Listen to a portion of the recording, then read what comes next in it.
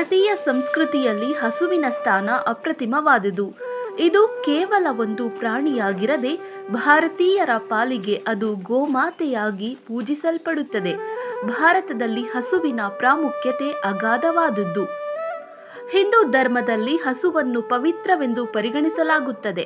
ಪುರಾಣಗಳ ಪ್ರಕಾರ ಹಸುವಿನಲ್ಲಿ ಮುಕ್ಕೋಟಿ ದೇವತೆಗಳು ವಾಸಿಸುತ್ತಾರೆ ಎಂಬ ನಂಬಿಕೆ ಇದೆ.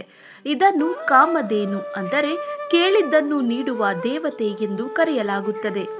ಸಂಕ್ರಾಂತಿ, ದೀಪಾವಳಿಯಂತಹ ಹಬ್ಬಗಳಲ್ಲಿ ಹಸುವನ್ನು ಪೂಜಿಸುವುದು ನಮ್ಮ ಸಂಪ್ರದಾಯದ ಅವಿಭಾಜ್ಯ ಅಂಗವಾಗಿದೆ.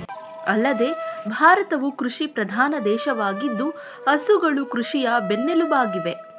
ಹಸುವಿನ ಸಗಣಿ ಮತ್ತು ಗಂಜಲವು ಅತ್ಯುತ್ತಮ ಸಾವಯವ ಗೊಬ್ಬರಗಳಾಗಿವೆ. ಇವು ಭೂಮಿಯ ಫಲವತ್ತತೆಯನ್ನು ಹೆಚ್ಚಿಸುತ್ತವೆ. ಜೊತೆಗೆ ಹಸುವಿನ ಹಾಲು ಪ್ರಕೃತಿಯ ಪರಿಪೂರ್ಣ ಆಹಾರವಾಗಿದೆ. ಇದು ಪ್ರೋಟೀನ್, ಕ್ಯಾಲ್ಸಿಯಂ ಮತ್ತು ವಿಟಮಿನ್ಗಳಿಂದ ಸಮೃದ್ಧವಾಗಿದ್ದು ಮಕ್ಕಳ ಬೆಳವಣಿಗೆಗೆ ಅತ್ಯಗತ್ಯ.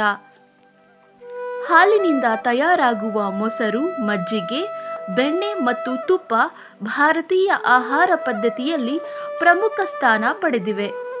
ಗ್ರಾಮೀಣ ಭಾಗದಲ್ಲಿ ಹೈನುಗಾರಿಕೆಯು ಲಕ್ಷಾಂತರ ಕುಟುಂಬಗಳಿಗೆ ಜೀವನೋಪಾಯವನ್ನು ಒದಗಿಸಿದೆ.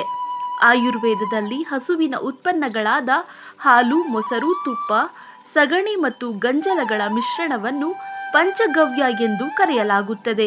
ಇದನ್ನು ರೋಗ ನಿರೋಧಕ ಶಕ್ತಿಯನ್ನು ಹೆಚ್ಚಿಸಲು ಮತ್ತು ವಿವಿಧ ಕಾಯಿಲೆಗಳ ಚಿಕಿತ್ಸೆಯಲ್ಲಿ ಬಳಸಲಾಗುತ್ತದೆ. ಹಸುವು ಭಾರತದ ಪರಿಸರ ಸಮತೋಲನ ಮತ್ತು ಆರ್ಥಿಕ ಸ್ಥಿರತೆಯನ್ನು ಕಾಪಾಡುವಲ್ಲಿ ದೊಡ್ಡ ಪಾತ್ರ ವಹಿಸುತ್ತದೆ.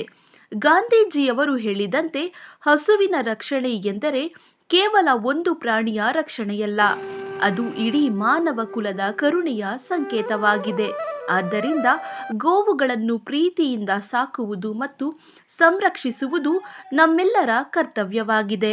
ಹಾಗಾಗಿಯೇ ಗೋಮಾತೆಯ ಉಳಿವಿಗಾಗಿ ನಂದಿ ಚಕ್ರ ಫೌಂಡೇಶನ್ ವತಿಯಿಂದ ಹಸುವನ್ನ ರಾಷ್ಟ್ರೀಯ ಪ್ರಾಣಿ ಎಂದು ಘೋಷಿಸಲು ರಾಷ್ಟ್ರಪತಿ ಭವನಕ್ಕೆ ಮತ್ತು ಪ್ರಧಾನಿ ನರೇಂದ್ರ ಮೋದಿ ಅವರಿಗೆ ಕೋರಿಕೆ ಪತ್ರ ಸಲ್ಲಿಸಿದ್ದಾರೆ.